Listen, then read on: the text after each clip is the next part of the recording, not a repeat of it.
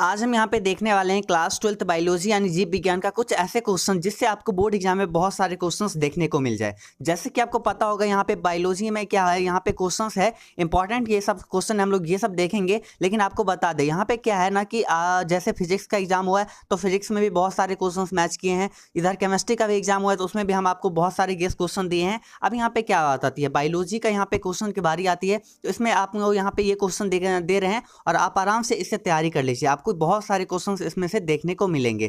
तो यहाँ पे क्वेश्चन हम लोग देखते हैं, लेकिन उससे पहले आप लोग इस वीडियो को जल्दी से एक लाइक कर लीजिए, लाइक कर ही लीजिए अभी, और उसके बाद वीडियो को शेयर कर दीजिए सभी के पास ताकि सभी के पास ये वीडियो पहुंच जाए। टाइम बहुत कम है इसलिए शेयर तो जल्दी ही कर दीजिए सभी के पास। उसके बाद चैनल को सब्सक्राइब करके बेल आइकन ऑन कर लीजिएगा। चलिए यहाँ पे क्या हम लोग क्वेश्चन देखते हैं। पहला क्वेश्चन में यहाँ पे क्या आ जाती है, चलिए वो अब हम यहाँ पे देखते हैं। तो फर्स्ट क्वेश्चन में है कि अनुवांशिक कूट में कूटों की संख्या कितनी होती है। How many codons are present in genetic code. तो फर्स्ट का राइट आंसर ऑप्शन डी बिल्कुल सही हो जाएगा, क्या 64। अनुवांशिक कूट में कूटों की संख्या कितनी होती है तो 64 होती है। यहाँ पे हम केवल हिंदी मीडियम में पढ़ेंगे, अगर आप लोग इंग्लिश मीडियम के स्टूडेंट है तो आप लोग अपना क्वेश्चन का आंसर मिलाते हुए चलिएगा। तो यहाँ पे सेकेंड नंबर क्वेश्चन में है कि मानव मादा में अंडोत्सर्ग को प्रेरित करने वाला हार्मोन कौन सा है। तो सेकेंड का राइट आंसर ऑप्शन सी सही हो जाएगा, क्या LH हार्मोन। LH का मतलब क्या होता है कि ल्यूटिनाइजिंग हार्मोन इसका फुल फॉर्म होता है। तो सेकेंड का राइट आंसर ऑप्शन सी सही हो जाएगा, LH हार्मोन। अब आइए नेक्स्ट क्वेश्चन देखते हैं 3 नंबर। तो इसमें क्या है कि भ्रूण कोश की उत्पत्ति निम्नलिखित में किससे होती है। भ्रूण कोश की उत्पत्ति निम्नलिखित में किससे होती है। तो इसका राइट आंसर ऑप्शन सी से हो जाएगा, गुरु बीजाणु से। भ्रूण कोश की उत्पत्ति किससे होती है, गुरु बीजाणु से इसकी उत्पत्ति होती है। अब आइए नेक्स्ट में है क्या 4 नंबर क्वेश्चन। इसमें है एड्स के लिए इनमें कौन जांच उपयुक्त है। एड्स के लिए इनमें कौन जांच उपयुक्त है। तो 4 का राइट आंसर ऑप्शन सी सही हो जाएगा, क्या एलिसा। एड्स के लिए कौन जांच उपयुक्त है तो एलिसा जांच उपयुक्त है। अब नेक्स्ट क्वेश्चन है 5 नंबर। तो 5 में है निम्नलिखित कौन एंजाइम्स PCR तकनीक में इस्तेमाल होता है। यानी क्या कि किस तकनीक में क्या होता है कि कौन से एंजाइम्स में क्या किया जाता है, PCR तकनीक का इस्तेमाल किया जाता है। तो 5 का राइट आंसर ऑप्शन सी सही हो जाएगा, क्या टेक पॉलीमरेज। इसमें क्या किया जाता है, PCR तकनीक का इस्तेमाल किया जाता है। अब है नेक्स्ट क्वेश्चन 6 में DNA अंगुली छापी का आधार क्या है। DNA अंगुली छापी का आधार क्या है। तो 6 का राइट आंसर ऑप्शन बी सही हो जाएगा, अनुक्रम में बहुरूपता। क्या हो जाएगा 6 का राइट आंसर ऑप्शन बी सही हो जाएगा, क्या अनुक्रम में बहुरूपता इसका राइट आंसर हो जाएगा। अब नेक्स्ट है ऊर्जा का स्थानांतरण एक पोषी स्तर से दूसरे पोषी स्तर में कितना प्रतिशत होता है। ये ऊर्जा का जो स्थानांतरण होता है एक पोषी स्तर से दूसरे और पोषी स्तर में वो कितना होता है तो केवल 10% होता है। तो 7 का राइट आंसर ऑप्शन बी बिल्कुल सही हो जाएगा, 10%। यहाँ पे 8 नंबर क्वेश्चन में है जीवाणु एवं कवक क्या होते हैं। Bacteria and fungi are. तो 8 का राइट आंसर ऑप्शन सी सही हो जाएगा, क्या अपघटक यानी डिकम्पोजर। जीवाणु और कवक क्या होते हैं तो डिकम्पोजर होते हैं। तो 8 का राइट आंसर ऑप्शन सी सही हो गया। अब आइए नेक्स्ट क्वेश्चन देखते हैं क्या 9 नंबर। तो इसमें है मिथेनोजेंस इनमें क्या उत्पादित नहीं करता है। मिथेनोजेंस इसमें क्या उत्पादित नहीं करता है। तो 9 का राइट आंसर ऑप्शन बी सही हो जाएगा, क्या ऑक्सीजन। मिथेनोजेंस क्या करता है, ऑक्सीजन उत्पादित नहीं करता है। तो 9 का राइट आंसर ऑप्शन बी सही हो गया। अब आइए नेक्स्ट क्वेश्चन देखते हैं क्या है 10 में। तो निम्नलिखित में नाइट्रोजन फिक्सर कौन है। निम्नलिखित में नाइट्रोजन फिक्सर कौन है। तो 10 का राइट आंसर ऑप्शन बी सही हो जाएगा, क्या एनाबेना और नॉन स्टॉक। क्या है 10 का राइट आंसर ऑप्शन बी सही हो जाएगा, क्या एनाबेना तथा नॉन स्टॉक इसका राइट आंसर हो जाएगा। अब ये 11 नंबर क्वेश्चन देखते हैं। तो इसमें क्या है कि 2n+-1 तथा 2n+-2 की स्थिति क्या कहलाती है। 2n+-1 और 2n+-2 की स्थिति क्या कहलाती है। तो 11 का राइट आंसर ऑप्शन सी सही हो जाएगा, क्या यानी अनुसुगुणता और परबहुगुणता ये दोनों कहलाती है। 11 का राइट आंसर ऑप्शन सी बिल्कुल सही हो जाएगा। अब आइए नेक्स्ट क्वेश्चन देखते हैं क्या 12 नंबर। तो इसमें है कि DNA पर परावैंगिक किरणों के असर से क्या प्रभाव पड़ता है। DNA पर परावैंगिक किरणों के असर का क्या प्रभाव पड़ता है।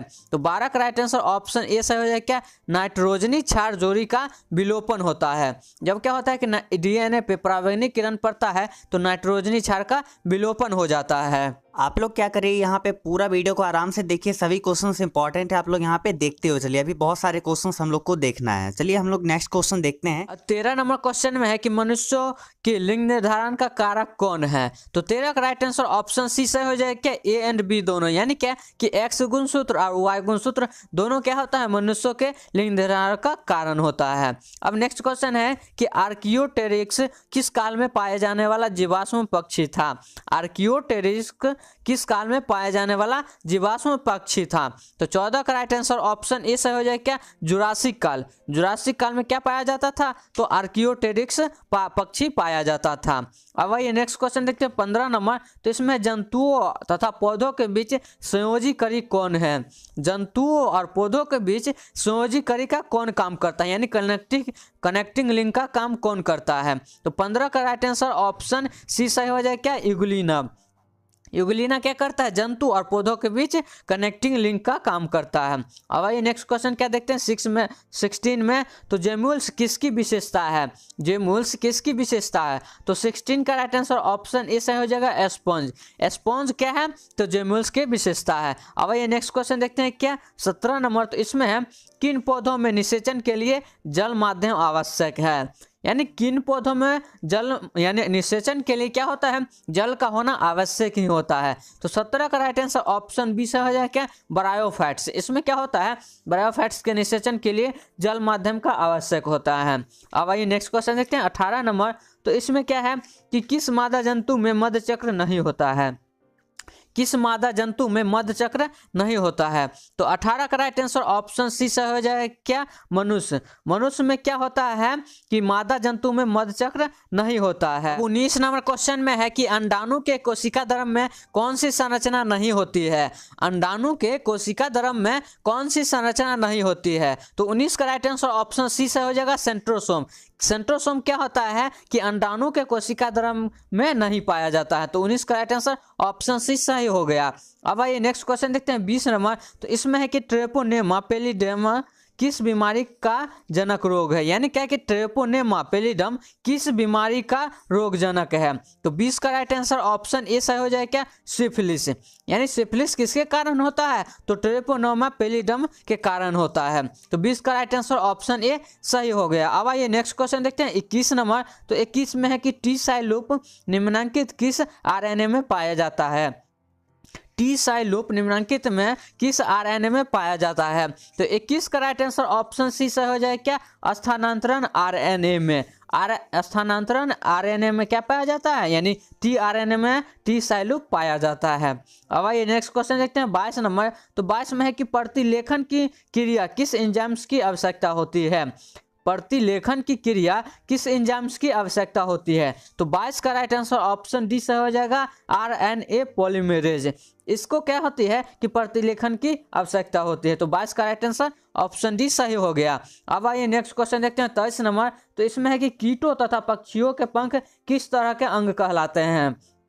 कीटों और पक्षियों का जो अंग होता है वह किस तरह का अंग कहलाता है। तो इसका राइट आंसर ऑप्शन बी से हो जाए। क्या असमजात अंग। कीटों और पक्षियों का अंग क्या कहलाते हैं, असमजात अंग कहलाते हैं। अब ये नेक्स्ट क्वेश्चन देखते हैं क्या 24 नंबर। तो 24 में है कि मरुस्थलीय अनुकूलन का उदाहरण निम्नलिखित में कौन है। मरुस्थलीय अनुकूलन का उदाहरण निम्नलिखित में कौन है। तो 24 का राइट आंसर ऑप्शन डी सही हो जाए। क्या अमरबेल। 24 का राइट आंसर ऑप्शन डी बिल्कुल सही हो जाएगा, अमरबेल। अब आइए नेक्स्ट क्वेश्चन देखते हैं 25 नंबर। तो बीसीजी वैक्सीन किस बीमारी से बचाव के लिए दिया जाता है, यानी क्या कि बीसीजी का जो वैक्सीन होता है वह किस बीमारी से बचाव के लिए दिया जाता है। तो ऑप्शन डी सही हो जाएगा, टाइफॉइड। टाइफॉइड से बचाने के लिए हमें क्या दिया जाता है, बीसीजी वैक्सीन का टीकाकरण कराया जाता है। तो 25 का राइट आंसर ऑप्शन डी सही हो गया। अब आइए नेक्स्ट क्वेश्चन देखते हैं 26 नंबर। तो क्या है कि निम्नलिखित में रेबीज बीमारी का रोग जनक कौन है। निम्नलिखित में यानी रेबीज बीमारी किसके कारण होता है, जीवाणु, विषाणु, प्रोटोजोआ और ये सी दोनों। तो 26 का राइट आंसर ऑप्शन बी से हो जाए। क्या विषाणु। रेबीज बीमारी किसके कारण होता है, तो विषाणु के कारण होता है। अब ये नेक्स्ट क्वेश्चन देखते हैं 27 नंबर। तो 27 नंबर क्वेश्चन में है कि निम्नलिखित में कौन स्व अकर्मान्य बीमारी है, यानी कि निम्नलिखित में कौन स्व असंक्रमण्य बीमारी है? तो 27 का राइट आंसर ऑप्शन बी सही हो जाएगा क्या? थैलासीमिया। थैलासीमिया इसका राइट आंसर हो जाएगा 27 का। अब आइए नेक्स्ट क्वेश्चन देखते हैं क्या 28 नंबर। तो इसमें सुनहरे धान में कौन सा ट्रांसजीन है? सुनहरे धान जो होता है गोल्डन राइस, उसमें कौन सा ट्रांसजीन पाया जाता है? तो 28 का राइट आंसर ऑप्शन बी से हो जाए क्या? फाइटोइन सिंथेटेज। क्या पाया जाता है सुनहरे धान में?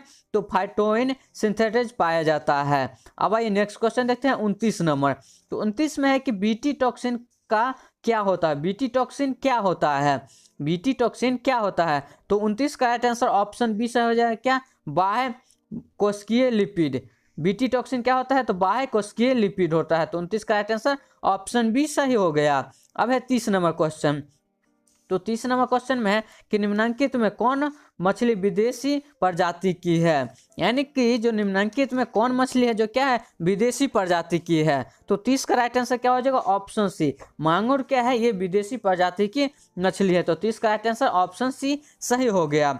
अब आइए नेक्स्ट क्वेश्चन देखते हैं 31 नंबर। तो इससे पहले कि आप लोग इस वीडियो को अभी तक लाइक नहीं किए हैं तो वीडियो को लाइक कर दें और इसे अपने दोस्तों के साथ शेयर भी कर दें, क्योंकि क्या है कि एग्जाम का बहुत कम टाइम बचा है। तो अब आइए देखते हैं क्या है 31 नंबर क्वेश्चन में। तो 31 में है कि बाह्य स्थानीय संचरण का उदाहरण कौन है? बाह्य स्थानीय संचरण का उदाहरण कौन है? तो 31 का राइट आंसर ऑप्शन सी सही हो जाए क्या? ए एंड बी दोनों, यानी क्या कि वनस्पतिक उद्यान और प्राणी उद्यान क्या होता है? ये दोनों बाह्य स्थानीय संचरण का उदाहरण होता है। अब है 32 नंबर क्वेश्चन। 32 नंबर क्वेश्चन में कि प्रकृति में कौन अधिक संख्या, यानी प्रकृति में सबसे अधिक संख्या में निम्नलिखित में किस स्पीसीज की है? यानी क्या कि सबसे ज्यादा स्पीसीज कौन पाया जाता है इस प्रकृति में? तो 32 का राइट आंसर ऑप्शन बी से हो जाए कीटो। कीटो की क्या होती है? सबसे अधिक प्रजातियां पाई जाती है, यानी स्पीसीज पाई जाती है। तो 32 का राइट आंसर ऑप्शन बी सही हो गया। अब है क्या 33 नंबर क्वेश्चन। अब कुछ ही क्वेश्चन बचे हैं, आप लोग आराम से इसे वीडियो को रोक कर आप लोग देखते हुए चलिए। तो आइए देखते हैं 33 नंबर क्वेश्चन में क्या है कि संकटग्रस्त स्पीशीज के लिए बाह्य स्थानीय संचरण का एक उदाहरण कौन है? संकटग्रस्त स्पीशीज के लिए बाह्य स्थानीय संरक्षण का एक उदाहरण कौन है? तो 33 का राइट आंसर ऑप्शन बी सही हो जाए क्या? हिमकारी परीक्षण।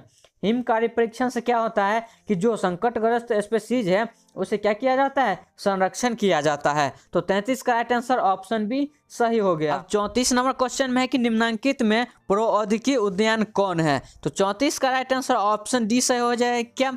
ह्यूमलिन, फ्लेमर सेवर और जीएम फसल, ये क्या है? तीनों क्या है? प्रौद्योगिकी उद्यान है। तो 34 का राइट आंसर ऑप्शन डी सही हो गया। अब आइए नेक्स्ट क्वेश्चन देखते हैं 35 नंबर। तो इसमें क्या है कि प्राकृतिक आनुवंशिक अभियंता निम्नलिखित में कौन है? प्राकृतिक आनुवंशिकता अभियंता निम्नलिखित में कौन है? तो 35 का राइट आंसर ऑप्शन बी बिल्कुल सही हो जाए क्या? एग्रोबैक्टीरियम ट्यूमोफेसियंस। 35 का राइट आंसर ऑप्शन बी बिल्कुल सही हो जाएगा। अब आइए नेक्स्ट क्वेश्चन देखते हैं 36 नंबर। तो इसमें है कि हाथी के लिए संरक्षित क्षेत्र निम्नलिखित में कौन है? हाथी के लिए संरक्षित क्षेत्र निम्नलिखित में से कौन है? तो 36 का राइट आंसर ऑप्शन बी सही हो जाए क्या? पेरियार पशु विहार। पेरियार पशु विहार क्या है? हाथी के लिए संरक्षित वन क्षेत्र है।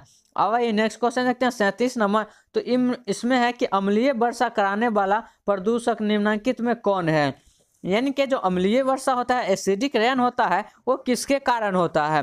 तो 37 का राइट आंसर ऑप्शन डी बिल्कुल सही हो जाए क्या? Sulphur dioxide, carbon dioxide, carbon monoxide, ये तीनों के कारण क्या होता है? तो एसिड रेन होता है। तो 37 का राइट आंसर ऑप्शन डी बिल्कुल सही हो जाएगा। अब क्या है 38 नंबर क्वेश्चन कि ग्रीन हाउस गैस क्या सोखती है?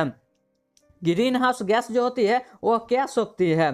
तो यहाँ पे जो 38 का जो राइट आंसर हो जाएगा वो क्या हो जाएगा? 38 का राइट आंसर ऑप्शन ए सही हो जाएगा अवरक्त विकिरण, यानी क्या कि इंफ्रारेड रेडिएशन क्या होता है? ग्रीन हाउस गैस इसे सोख लेती है। तो 38 का राइट आंसर ऑप्शन ए सही हो गया। अब क्या है 39 नंबर क्वेश्चन। तो इसमें है कि जल में भारी धातु प्रदूषक निम्नलिखित में कौन है? यानी क्या जो जल होता है उसमें भारी धातु प्रदूषक कौन होता है? तो 39 का राइट आंसर ऑप्शन सी सही हो जाएगा क्या, ए एंड बी दोनों, यानी निकल और आर्सेनिक क्या होता है, तो ये जल को क्या करता है, भारी प्रदूषण का काम करता है। तो 39 का राइट आंसर ऑप्शन सी सही हो गया। अब आइए नेक्स्ट क्वेश्चन देखते हैं। 40 नंबर क्वेश्चन में है कि सब्जियों को निम्नलिखित में कौन नुकसान पहुंचाता है, यानी जो वेजिटेबल्स या सब्जियां हैं इसको कौन नुकसान पहुंचाता है? तो 40 का राइट आंसर ऑप्शन ए से हो जाएगा क्या, PAN। PAN क्या करता है, यह सब्जियों को नुकसान पहुंचाता है। तो 40 का राइट आंसर ऑप्शन ए सही हो गया। तो यहाँ पे 42 नंबर क्वेश्चन है कि अंडोत्सर्ग किस में कार्यान्वित होता है? तो यहाँ पे जो क्या पूछा है कि अंडोत्सर्ग किस में कार्यान्वित होता है, तो 42 का राइट आंसर ऑप्शन सी से हो जाएगा अंडाशय में। अंडोत्सर्ग जो है किस में कार्यान्वित होता है, तो अंडाशय में। और इसका स्राव कितने दिन में होता है, तो 14वें दिन में होता है। यहाँ पे पूछता है कब स्रावित होता है, तो 14वें दिन, लेकिन इसमें पूछा है कि कहाँ कार्यान्वित होता है। तो 42 का राइट आंसर ऑप्शन सी बिल्कुल सही हो जाएगा, अंडाशय में। अब यहाँ पे क्या हम लोग यहाँ पे 42 क्वेश्चन देख लिए जो कि इंपॉर्टेंट था। अब यहाँ पे बस आपको करना क्या है, वीडियो को लाइक कर लेना, उसके बाद चैनल को सब्सक्राइब कर लेना है, और यहाँ पे क्या करना है, वीडियो को अपने दोस्तों के साथ भी शेयर कर देना ताकि सभी लोग इस वीडियो को देख सके। तो जल्दी से जाइए शेयर कर लीजिए, ये सारे क्वेश्चन इंपॉर्टेंट हैं। चलिए मिलते हैं अगले वीडियो में, तब तक के लिए बाय बाय।